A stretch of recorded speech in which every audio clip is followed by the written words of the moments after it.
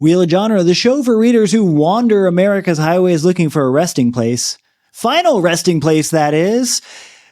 Right now, we are reading every short story in Ann and Jeff VanderMeer's The Weird Anthology, including this one, Dennis Etchison's It Only Comes Out at Night. I'm Zach, and this week I'm really interested in detail. My goodness, this was a short story filled with good details.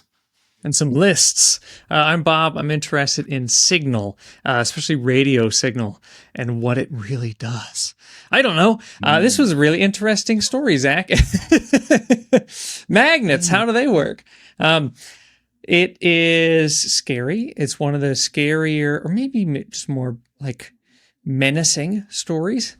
It is a rest stop story, a driving story, a road trip story. It's got a lot going on.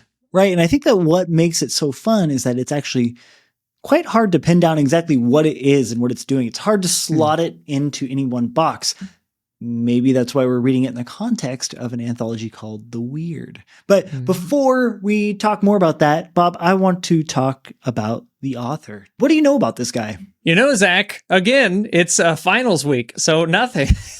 I got nothing on Dennis Etchison. I had to grade 120 essays in the last 2 weeks. So throwing it to you. The one thing I did write down, which I thought was really interesting, is that under the pseudonym Jack Martin, he wrote novelizations for Halloween 2, Halloween 3, and most interestingly for me, Videodrome. Whoa. Oh, cool. I had no idea that there's a novelization of Videodrome. But that connection to movies really got me thinking, like, how cinematic this story felt. It felt a lot more tangible in many ways that I think a lot of the other stories that we've read in the context of this anthology have not, but I like that a lot. I can also tell you that this story was first published in Frights magazine in 1976. And the next year it got a World Fantasy Award nomination. So as best as I can tell, it seems like upon release, it was recognized as being a pretty major work at the time. I really like it. These are American rest stops, which are just horrifying, but I just want to compare them to a Taiwanese rest stop. If you've never been to one before, it's incredible. There's ice cream, there's restaurants everywhere. Oh, free samples. What a wonderful place. I remember my first Taiwan rest stop. You could buy beetle nuts and just chew them as you get out of the restroom. And, where did you go? There, I'd be addicted. You've never gotten beetle nuts at the Taiwan restaurant? Okay. No, maybe you're not hanging out with the right old Taiwanese guys. I'm hanging out at the right restaurant. This is a 2-story place. I got taro ice cream. Oh, very family friendly, this place. Wonderful. But this is really interesting. So we have a family. They're in a little car, just a regular car, I suppose. Husband and wife, they're driving through Arizona. It's really hot. It's just miserable. It's like that episode of Malcolm in the Middle when everyone gets stuck on the road and they're there for like days at a time, or like White Noise, I guess. But they are trying to just go through and just deal with being tired. And his wife's getting really angry. Like, why don't you just pull over? We need to rest. We need to rest. We need to rest. And he says, no, we'll get there. We're going to get to the hotel. But he keeps looking at the time. He's got 2 or 3 hours left. When he pulls over into this rest stop, it's quite strange because there is a lot of parked cars, but there's no movement. He's walking by thinking, okay, everyone must be asleep in their cars. I guess that's normal. But then strange things start to happen. And I think what is quite interesting, I read a really good review. I think Matthew Rotino has been writing about a lot of these stories from the weird. And he was saying that he relates this story to a geological concept called deep time. Have you ever heard of geological deep time, Zach? I have not. Learn me in, Bob. Well, learn us in, Matthew Rotino. He says, deep time plays a special role in cosmic horror, since it denotes spans of celestial and geological time that transcend all human reference.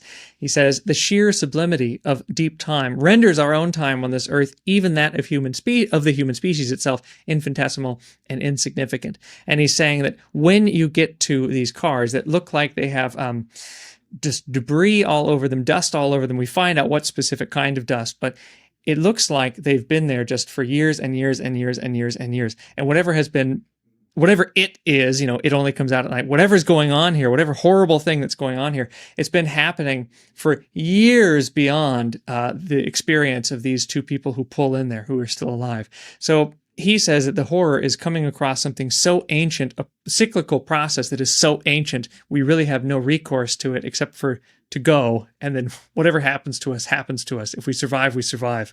What I love about this like vision of the rest stop here is it feels like a dead zone or like some kind of like quicksand pit, some tar pit. You ever been to like the La Brea tar pits?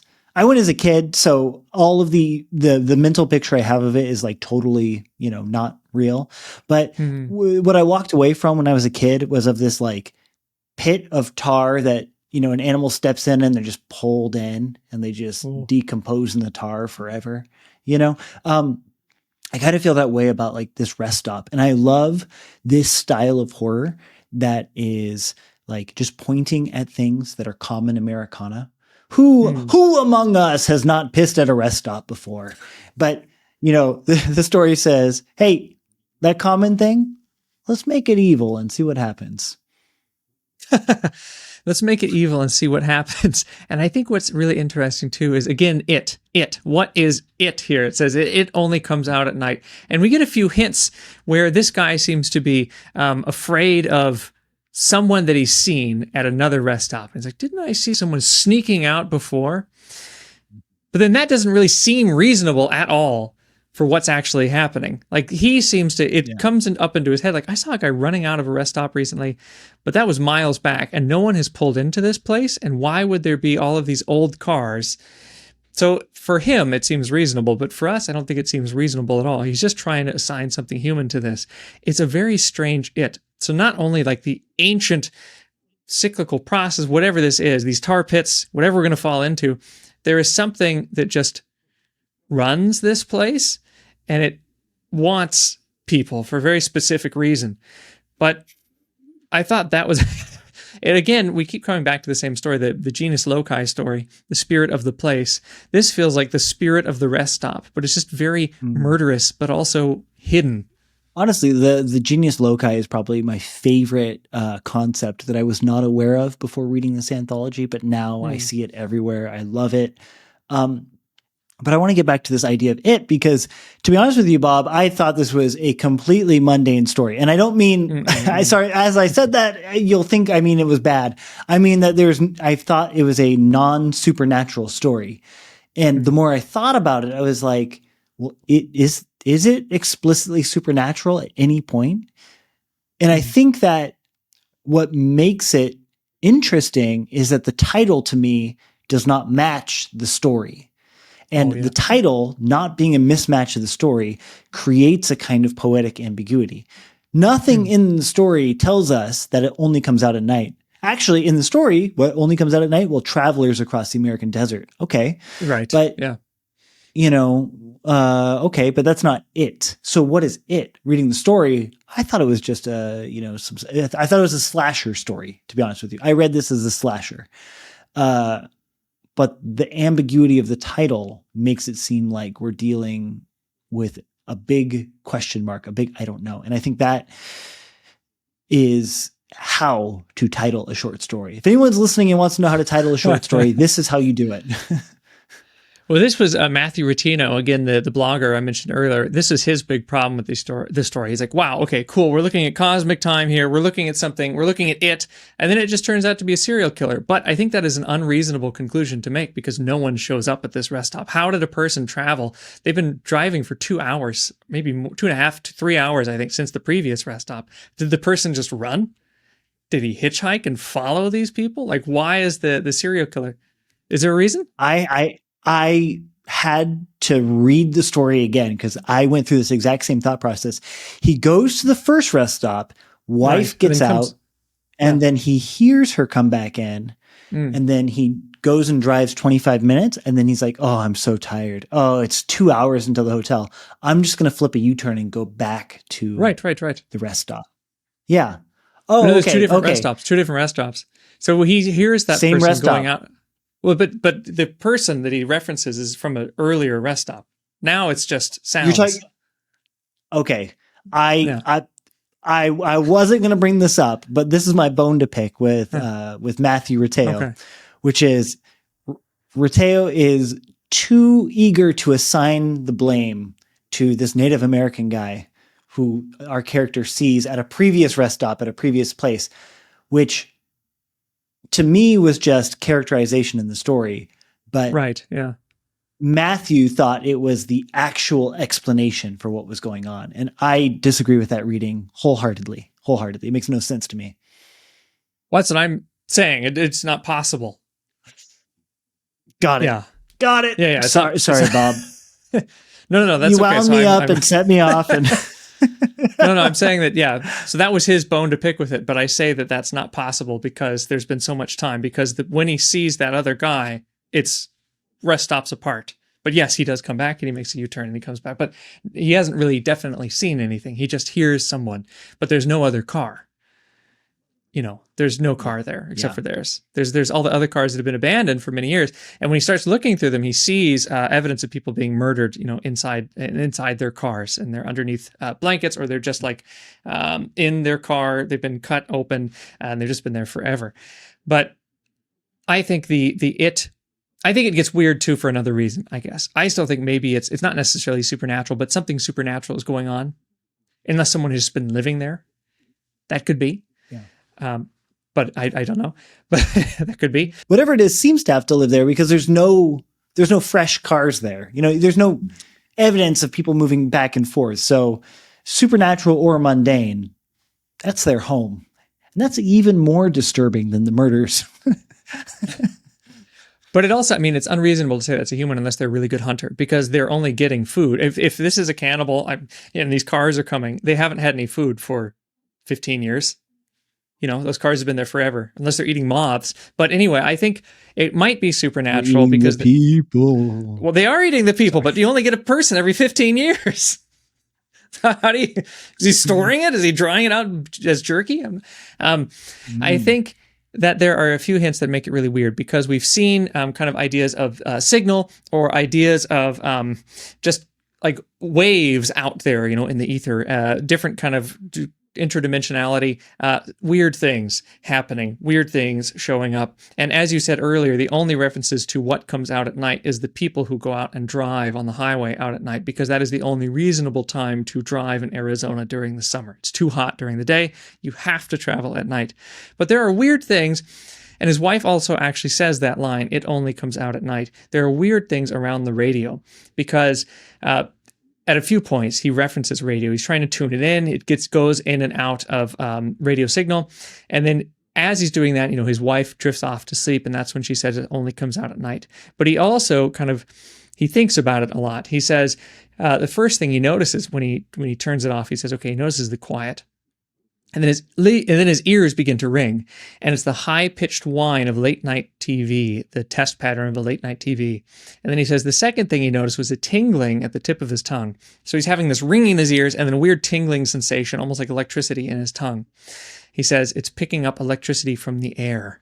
And later, when he's trying to tune in the music, it says a few bars of music, a tone, and then the voice again. Greenwich Mean Time, then the station ID, and then the Voice of America Overseas broadcast. And then he turns it off, and his wife said, "Why did you turn it off?" "I was listening to that." And then she says, "It only comes out at night." And then she falls asleep again, and also the signal goes blank. And I was thinking that is weird, like tuning in something, because it tunes in into her mind. She's the one who's eventually killed, but it seems to tune something in, them to this rest stop, them to this weird thing that lives in the rest stop, and then somehow she gets this idea of it, and that almost brings it alive by tuning it in. I didn't think about it while reading the stories, but you are absolutely right that this atmosphere is part and parcel of what's going on in this story. It's actually very, very important. And trope-wise, it actually pulls a ton from the American paranormal mythos. You know what I mean? The somatic effects, the ringing in the ears, the metallic taste. That's pulled straight from UFO abduction lore. You know what I mean? Or encounters with supernatural beings and stuff. And I think that intentional or not, whether he's intentionally trying to pull from that, I think it it creates a kind of like it's all part of a shared language we have for encounters with the paranormal. Upon entering this space, we know that we are in we've entered somewhere strange with a capital S, somewhere weird with a capital W, because the ears are suddenly ringing. The body senses that something is out of sync, if that makes sense.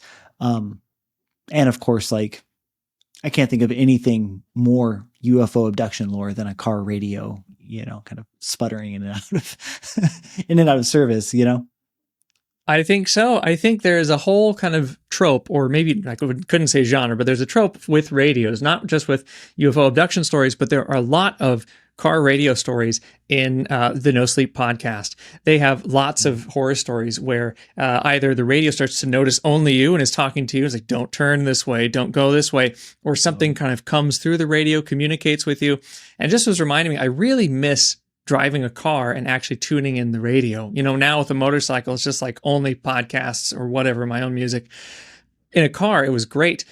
You could drive around in the suburbs and then park your car and kind of try to tune in between two radio stations. I don't know if you've ever tried to do that, but it's great fun. You can find different places where 3 or 4 different radio stations will come together and you can hear them all at once. And it's a very spooky, almost paranormal feeling, because you are trying to chase down this weird pocket place where all of these signals hit, and you become kind of the medium for these signals coming together and producing this really strange music that is 4 different stations coming together. And sometimes you'll get, it's very, it was fun. I really enjoyed doing that. And the story reminded me a lot of that, the kind of the joy of finding that weird one point in a neighborhood where you can hear so many different radio stations.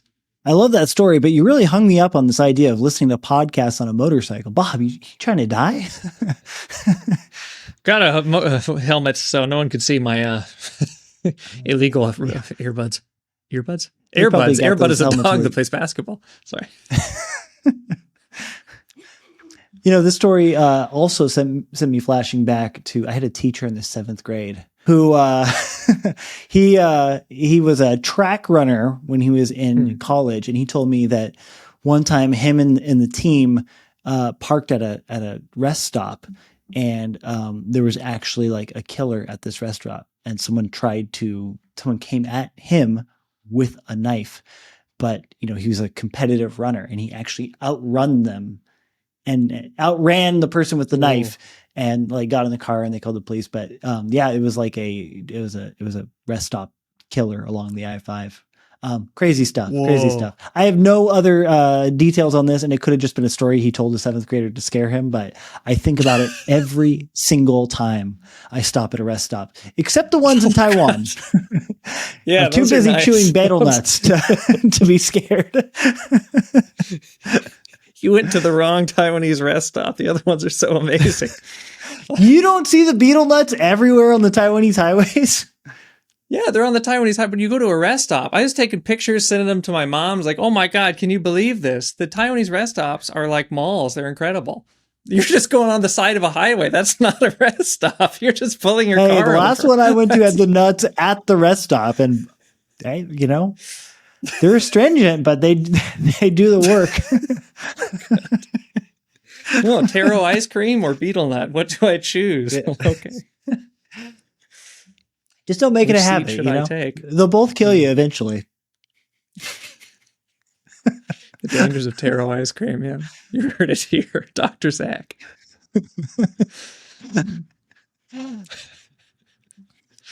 Well, I think last episode I had pointed out, what was the distinction I made? Like the old Victorian ghost story, weird tales that we were seeing in this anthology, and then the stuff that felt like experimental fiction, kind of like text as weirdness. And now I think that this slides into the third category. Yeah. This slides into like the third category, which was like the kind of the Stephen King-averse, pure Americana horror, stuff that is everyday and like seemingly mundane, and yet, not so. So, we'll slot this one right in. It was a good read, and I'll talk to you later, Bob. I'll see you at the rest stop.